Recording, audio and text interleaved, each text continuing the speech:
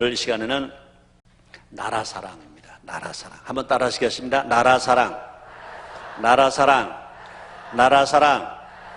네, 하나님은 성경을 통해서 나라 사랑을 수도 없이 가르쳐 주고 계십니다. 건강한 신앙은 애국심이 있어야 됩니다. 아무리 우리가 기도하더라도 예배를 잘 드리더라도 나라 사랑이 없다면 건강한 신앙이 못 되는 겁니다.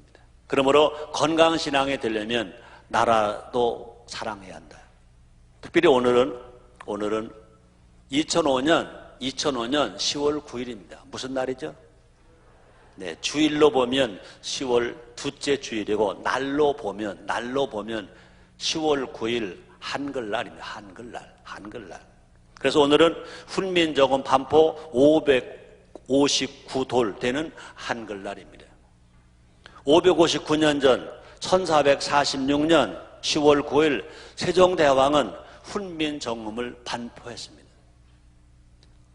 559년 전 1446년 10월 9일 세종대왕은 훈민정음을 반포했습니다. 훈민정음 어떤 뜻일까? 여러분 잘 아시는 대로 백성을 가르치는 올바른 소리란 뜻입니다. 한번 따라 하시겠습니다. 백성을 가르치는 올바른 소리.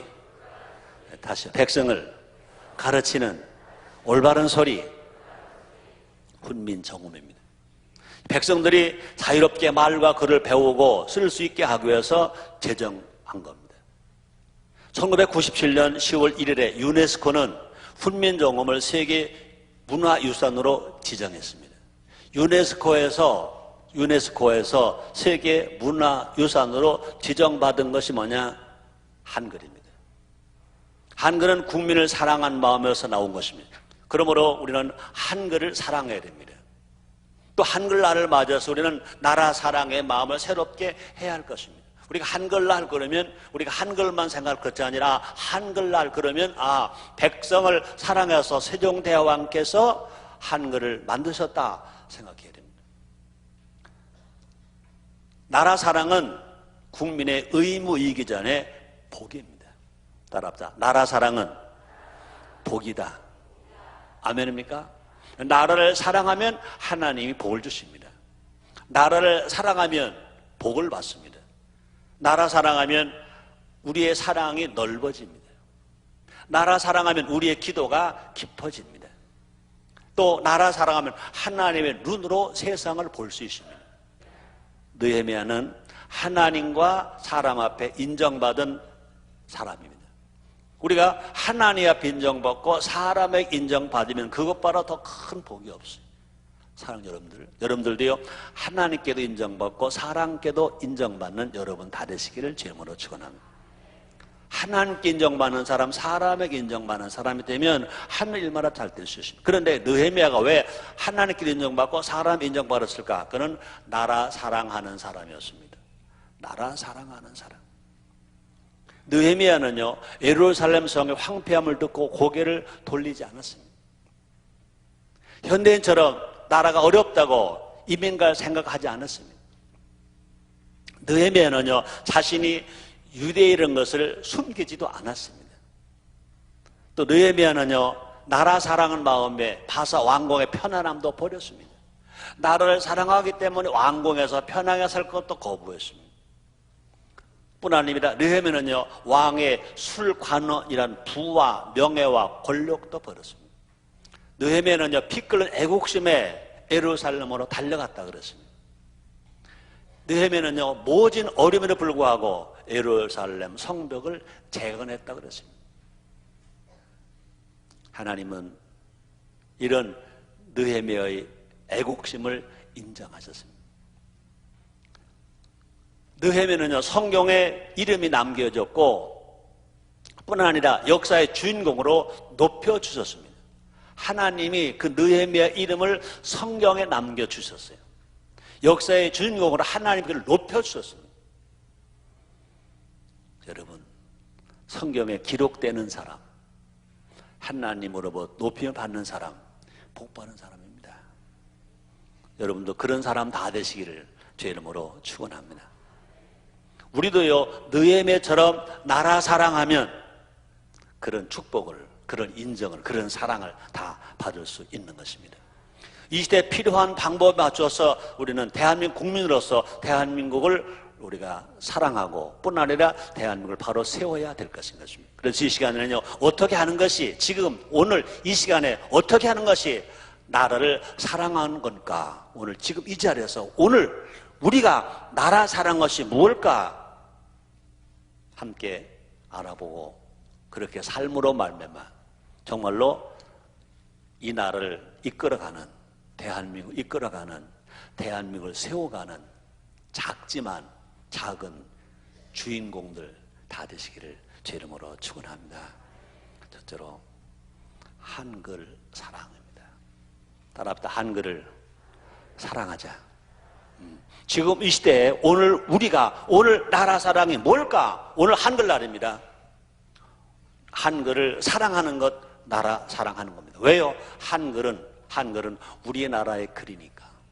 주시경 선생은 이런 말했습니다. 나라를 바로 세우기 위해서는 나라의 근본을 세워야 하고, 나라의 근본을 세우는 일은 자기의 말과 글을 소중히 여겼음에 있다.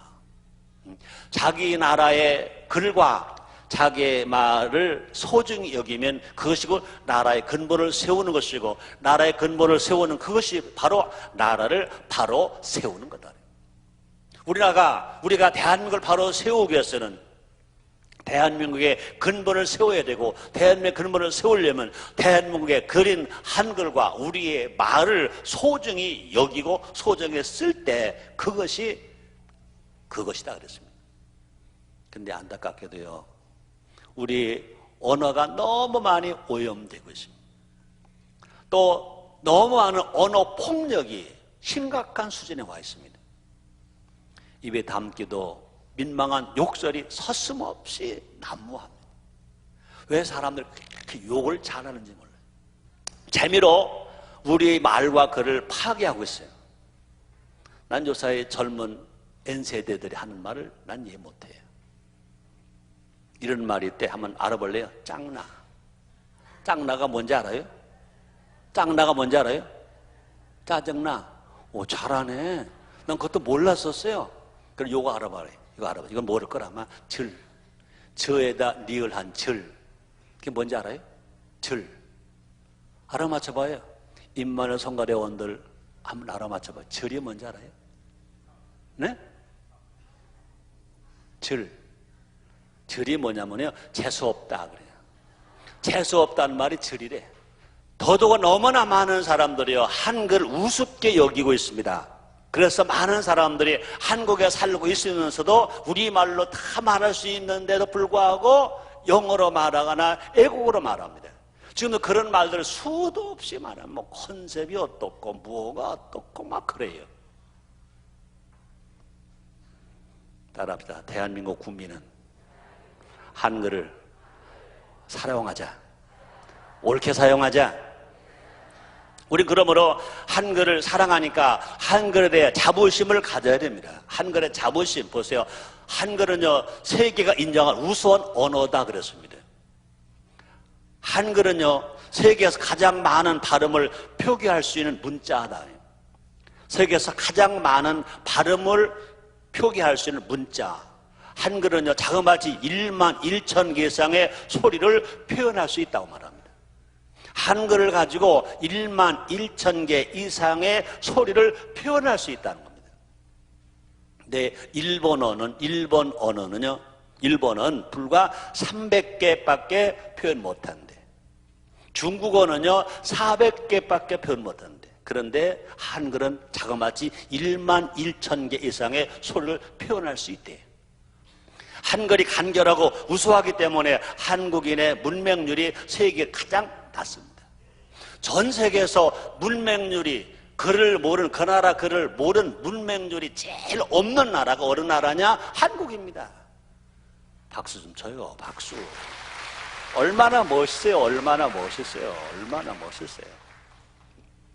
미국 과학전문지 디스커버리지는 94년 6월호에 이런 글을 썼습니다. 한글은 독창성이 있고 세계에서 가장 합리적인 문자라고 극찬했습니다. 한글은 독창성이 있다. 세계 가장 합리적인 문자다 하고 극찬했다는 겁니다. 언어학에서 세계 최고인 옥스퍼드 대학도요, 한글을 인정했습니다. 모든 문자에 순위를 매겨서 전시해 놓았는데, 한글이 몇 번째게? 한글이 세계 모든 문자를 순위를 매겨서 우수한 문자라고 순위를 매겨서 다 전시했는데, 한글이 몇째 번에 나왔게? 물어보나 말하지. 첫째죠, 첫째. 내가 첫째 하는 말을 하겠어, 내가 지금 여기서. 그러니까 모든 문자의 순위를 매겨서 전시해 놓았는데, 한글이 1위입니다. 여러분, 한글이 이만큼 위대한 글입니다. 이 자랑스러운 글입니다. 따라합시다. 한글을 사랑합시다. 한글을 바로 사용합시다. 이것도 나라 사랑하는 길입니다. 아멘입니까? 그렇습니다. 또한 우리는 한글이 있었기에 더 빨리 복음을 받아들일 수 있었습니다. 더 쉽게 복음을 전할 수 있었습니다. 우리나라는요, 선교사가 들어오기보다 먼저 번역된 성경이 먼저 들어왔습니다. 선교사가 먼저 들어온 것이 아니라 한글로 번역된 성경이 먼저 들어왔습니다. 동시에 성경이 있었기 때문에 한글이 보존되었습니다. 그러므로 한글과 성경, 한글과 기독교는 아주 밀접한 관계가 있습니다. 이 땅에 복음이 들어오기 전까지만 해도 한글을 한글이라고 하잖아요. 언문 그랬습니다. 천대했습니다. 기독교 복음이 들어오면서 그러니까 성경을 통해서 한글을 활용하게 되었습니다. 한글 때문에 성경이 더 쉽게 전파되었고, 성경 때문에 한글의 가치가 높아졌다는 겁니다. 더 아름다운 언어로 한글을 발전시킨 것 중에 하나가 뭐냐? 기독교입니다. 성경인 것입니다. 언어는 그럼 뭐냐? 그 나라의 정체성입니다. 언어는요, 그 나라의 정신입니다. 그러므로 언어가 있기 때문에 그 나라가 어떤 나라인가 정체성을 드러낼 수 있고, 언어가 있기 때문에 그 나라 정신이 있습니다. 성경은 혀에 권세가 있다고 증거합니다. 잠언서 18장 21절입니다. 죽고 사는 것 혀의 권세에 달렸나니 혀를 쓰기 좋아하는 자는 그 열매를 먹으리라 그랬습니다. 또 말과 글이 인생을 지배합니다. 또뿐 아니라 말과 글이 나라의 미래를 좌우합니다. 우리에게 말이 있다는 것, 우리에게 글 한글이 있다는 것, 이것이 얼마나 큰 축복인지 모릅니다. 세상에 누가 뭐라고 하더라도 우리의 말이 있고 우리의 글 한글이 있기 때문에 대한민국은 희망이 있습니다. 전 세계 사람들이 지금 미국에서도 중국에서도 일본에도 구라파에서도 아프리카에서도 한글을 배우기 위해서 우리나라 말을 배우기 위해서 얼마나 많이 밀려옵니까? 근데 왜 우리가 한글 사랑 안 합니까? 왜 우리가 우리 말 자랑하지 않습니까? 마태복음 12장 36절로 37절 이런 말씀이 있습니다. 내가 너에게 이르노니 사람이 무슨 무익한 말을 하든지 심판날에 이래하여 신문을 받으리니 내 말에 의롭다함을 받고 내 말로 정죄함을 받으리라 그랬습니다. 우리 모두가 다 대한민국 국민은요, 한글을 바로 쓰고 한글을 바로 가르쳐야 합니다. 따라합시다. 한글을 바로 쓰고 한글을 바르게 가르치자. 아멘. 그렇습니다. 그러므로 한글이 사랑받을 때 나라가 바로 서는 것입니다. 그러므로 한글을 사랑하는 것이 나라를 사랑하는 것이고, 나라를 사랑하는 한국의 말과 한국의 글을 사랑하는 것이다. 두 번째, 나라 위한 기도입니다. 나라 사랑이 뭐냐고요? 나라 위한 기도입니다. 지금은 우리나라가 정말로 나라 위에 기도할 때입니다. 우리나라는요, 정말로 기도가 필요한 때인 것입니다. 여러 가지 환경 속에서 우리나라 대한민국은 어느 때보다 지금이 기도가 필요할 때입니다. 어느 때보다 기도를 더 많이 해야 할 때입니다. 그러므로 나라 사랑이 뭐냐? 나라 위해서 기도하는 것이 나라 사랑이다 그 말인 것입니다. 역사를 움직이는 힘은 기도라고 그랬습니다.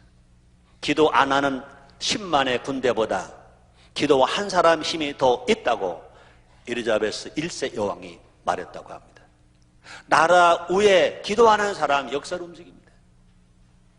그냥 신문에 많이 나는 사람이 역사의 주인공이 아니라 신문에 안 나더라도 나라 위에서 기도하는 사람이, 나라 위에 기도하는 사람이 역사를 움직인다는 것입니다.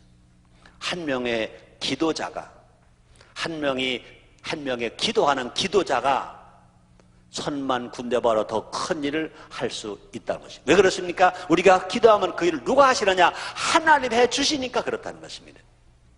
일평생 동안 5만 번의 기도 응답을 받은 조지 뮬러는 아무것도 없이 오직 기도로 15만 명이 넘는 고아를 양육했다고 그랬습니다. 한 사람의 힘으로 15만 명이라고 하는 고아를 길러냈다는 거예요. 일평생 동안 5만 번의 기도를 응답받았다는 겁니다.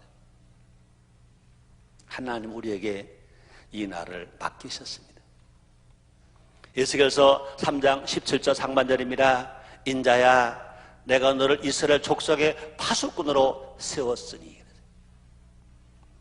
우리 하나님께서 에스겔에게 하신 말씀입니다. 우리 하나님은요, 에스겔의 하나님만이 아니라 우리 하나님인 것입니다. 우리 하나님 에스겔을 보고 인자야, 내가 너 이스라엘 족속의 파수꾼 세웠으니 그렇습니다. 오늘 이렇게 말할 수 있습니다. 한번 따라하시겠습니다.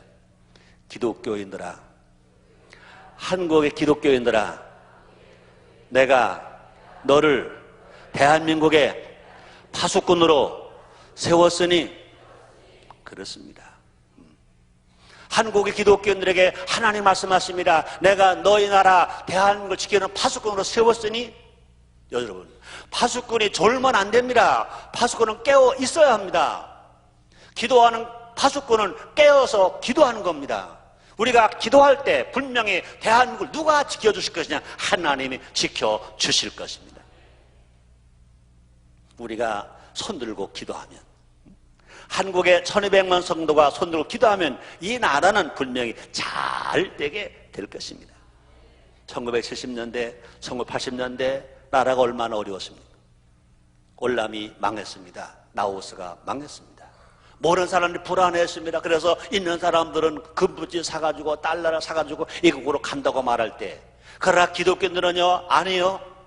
우리가 그렇게 애국으로 도망갈 때가 아니라 나라 왜 기도할 때다. 그래서 여의도 광장에서, 삼각산 위에서, 기도 굴에서 금식하며 철야하며 밤마다 기도했습니다. 그 기도를 들으시고 응답하셔서 오히려 함께 손을 놓아서 10년 주기로 1970년대 최고의 경제 부흥 역사가 일어났고 교회 성장 역사가 일어났습니다. 그러나 우리가 기도의 불을 끄면 이 나라는 어두워질 수밖에 없습니다. 우리가 기도의 불을 끄면 우리 심령이 답답해질 수밖에 없습니다. 나라가 어렵다고 걱정하기보다는 기도해야 합니다. 많은 사람들이 나라가 어려울 때마다 그런 말을 합니다. 나라 꼴 이게 뭐야? 불평합니다. 불평하기 전에 주여 기도하는 파수꾼을 세워주셨으니 나는 기도하겠습니다. 무릎을 꿇을 때 응답의 불이 임하게 됩니다. 사무엘은 나라 위에 기도하지 않을 것을 말했습니다. 또 사무엘은 나라 위에 기도하지 않는 것을 그는 죄라고 그래요. 죄라고. 나라 위에서 기도하지 않은 것을 죄라고 그랬습니다. 사무엘상 12장 23절 상반절입니다.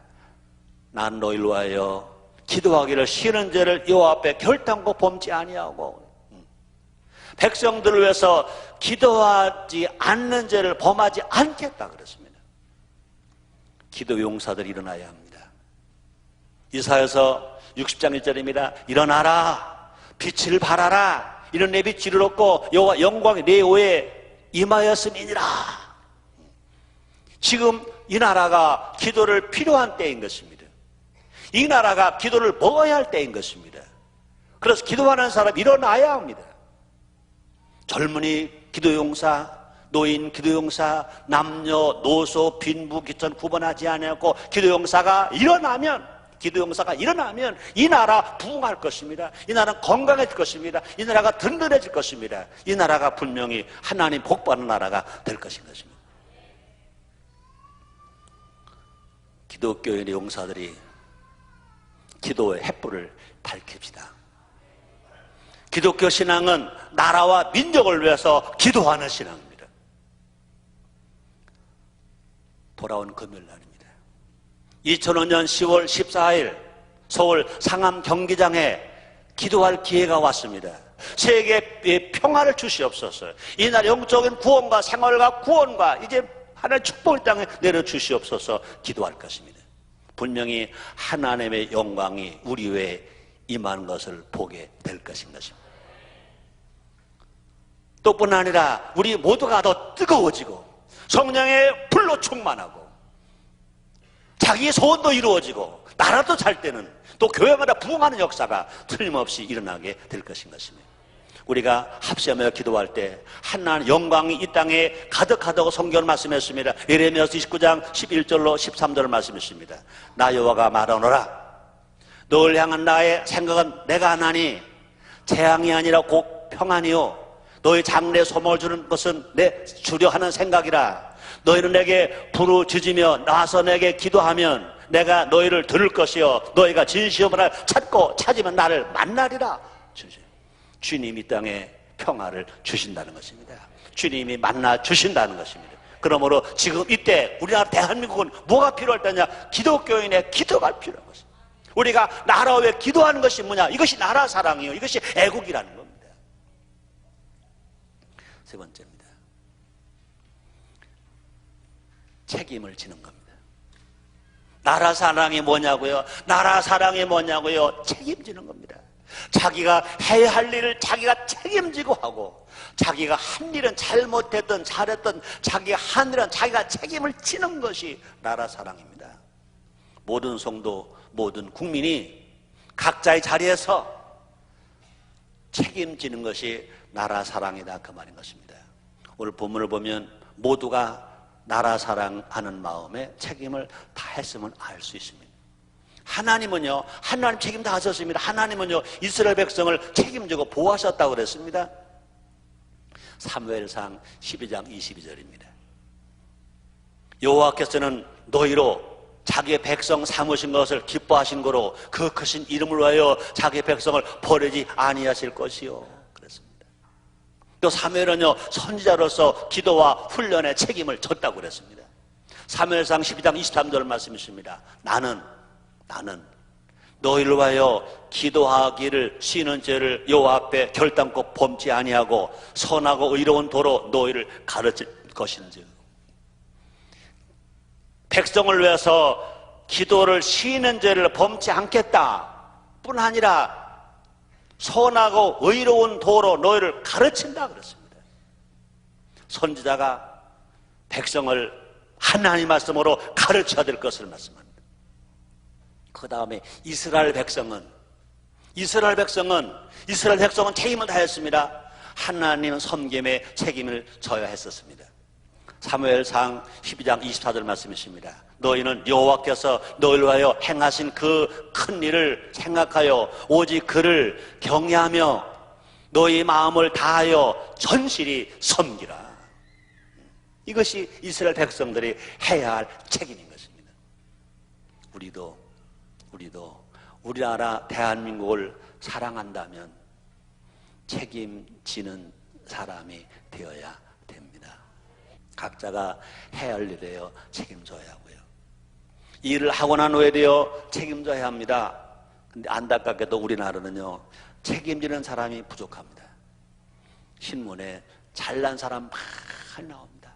높은 사람 많이 나옵니다. 일하는 사람도 많이 나옵니다. 그런데 안타깝게도 그 많은 일을 하고 잘못됐을 때는 책임지는 사람이 없습니다. 얼마 전에 상주에서 공연장에서 11명이 압살을 당해 죽었습니다. 참, 공연하고 몇 시간 기다리다가 문이 반쯤 열리니까 관리한 사람도 잘못이고 그걸 구경하겠다고 거기 뭐 금이 나오나 무슨 뭐 돈이 나오나 그거 조금 가서 기분 좋게 이러는 거 구경하러 갔다가 세상에 앞에 사람이 넘어졌으면 그저 맞고 사람 넘어졌어 앞으로 가면 안 돼 밀지 마 지금 사람 죽어. 그랬다면 11명씩 밟혀 죽었을까? 한정이면 천하복이 귀한 거 잘 알잖아요. 세상에 지금 시대가 어느 시대인데, 어느 시대인데 사람을 밟혀 죽여. 공연장에 가서 밟혀 죽어. 이런 큰 슬픔의 참사가 났음에 불구하고 책임지는 사람 아무도 없어. 심하게 말할까? 책임지는 놈 하나도 없어. 다 서로 책임을 떠넘기고 있어. 근데 여러분, 우리 누구 닮아야 돼요? 주님 닮아야 돼요. 삼위일체 하나님은 각오의 책임을 다 하셨어요. 인간이 아담과 하와가 범죄했습니다. 인간을 구원하기 위해서 성부 하나님은 구원의 계획을 세우셨어요. 성도 예수님은 구원을 실행하셨어요. 인류를 구원하기 위해서 이 땅에 하나님이신 예수님이 인간의 모습으로 오셨어요. 죄인의 모습으로 오셨어요. 그래서 마곡간에 태어나시고 말구에 누워 계시고 배고프시고 헐벗으시고 매맞으시고 가정을 쓰시고 십자가 고통을 나가 죽으셨어요. 얼마나 고통스러우셨든지 우리 예수님이 애치셨어요. 절규하셨어요. 엘리 엘리 라마 사막다니, 하나님이여 하나님 날 어째 버리셨나이까. 그랬어요. 구원을 실행하셨어요. 다 이루셨어요. 성령은 그 구원을 보증하셨어요. 여러분, 책임지는 것이 바른 신앙입니다. 책임지는 것이 나라 사랑입니다. 기도는 하는데, 성령은 충만하고 방언도 하는데 책임을 안 져. 그건 죽은 신앙입니다.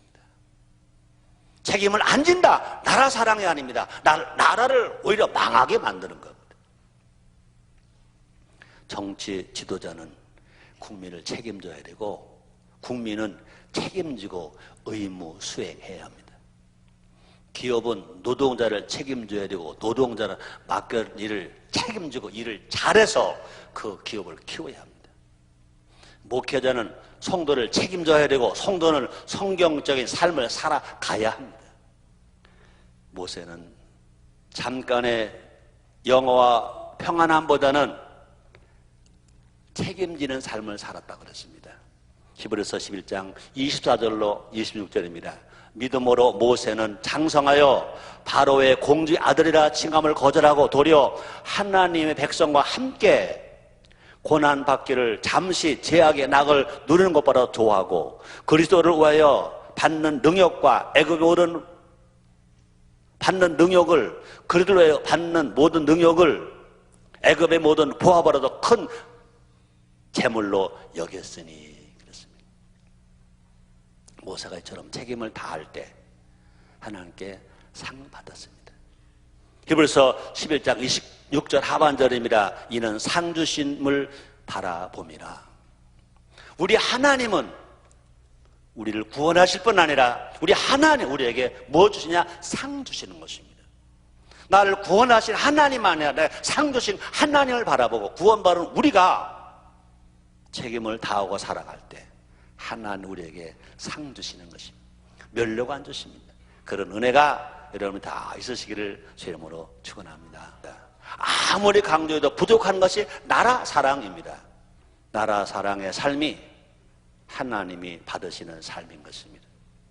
디모데전서 2장 3절에서 성경이 이렇게 우리에게 가르쳐주고 계십니다. 이것이 나라 사랑이 우리 구주 하나님 앞에 선하고 받으실 만한 것이니. 기도하겠습니다. 하나님 감사합니다. 하나님이 우리나라 사랑하시니 감사합니다.